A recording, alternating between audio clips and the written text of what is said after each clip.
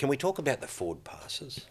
Yes. I didn't see any. What are you referring? Well, I'm referring to the Jack Whiten forward pass to Sebastian Chris that happened right in front of the touch judge. And I don't know what Annesley's going to come out and say about this. No doubt in the world he'll probably say it wasn't a howler. It was line ball. It was a howler. And what I don't understand, I can understand how a touch judge can miss that, and I can understand in the run of play how the ref can miss it.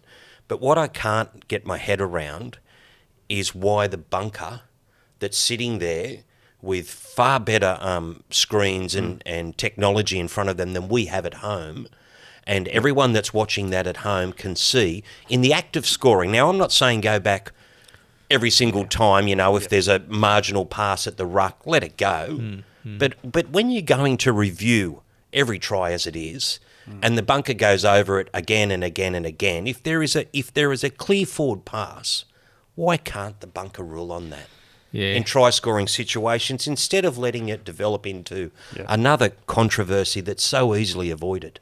What happens when a forward pass leads to a line break and they get tackled and they score 2 plays after? Well, I don't think I think there's a lot of opposition against the bunker coming in the run of play. But I'm saying in a try-scoring situation where it actually goes through to the keeper and it's being reviewed, why can't we? Because we can rule on offside. So they can make a determination if the ball's gone forward.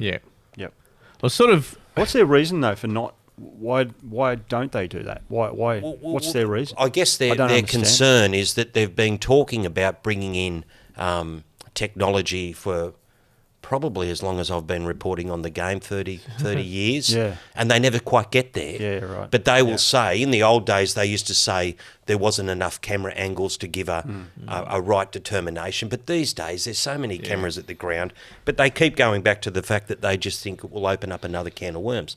I don't agree. I think on the blatant forward passes, you've got a rule on them, surely. Yeah, I agree. The bunker's there to stop the howler in all sports, right? That's what it's there for. So that yesterday, the Jack Whiten pass was a howler. It's a headache the NRL shouldn't have today. You shouldn't have it. They can cop a whinge from somebody in the Canberra setup who might say, that wasn't forward. That's as bad as it gets.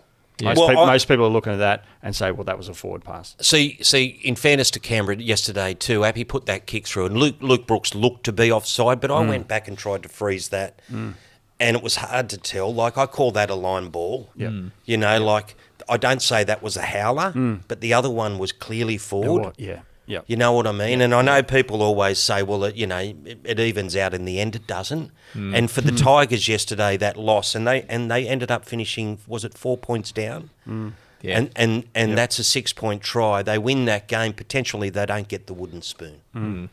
That's what it comes down to. I just think it's avoidable.